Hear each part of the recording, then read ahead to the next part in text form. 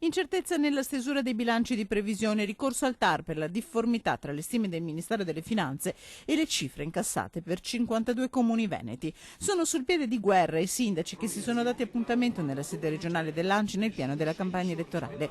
Le visioni sull'IMU degli schieramenti in fondo coincidono con la franchigia a 500 euro. L'imposta la elimina di fatto anche il centrosinistra, spiega il presidente dell'ANCI Veneto Dal Negro. Il problema adesso è stringente.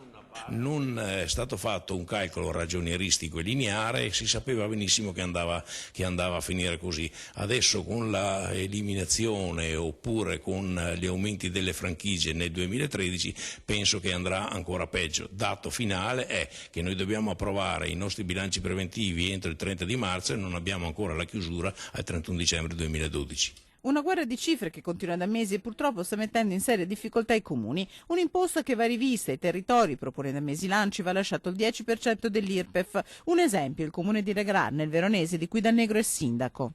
Noi versiamo allo Stato nazionale 220 milioni di IRPEF e lo Stato nazionale ci ritorna 900.000 euro. Se ci ritornasse solo il 10%, il mio bilancio si vedrebbe raddoppiato e anche oltre. Del resto, i soldi del gettito IMU lo Stato li potrebbe reperire da altre parti e in vista delle future elezioni per i sindaci cambia poco. In ANCI i sindaci portano una fascia tricolore e non l'emblema del loro partito. Penso che dovremmo, battagliare moltissimo chiunque vada al potere in questo Paese.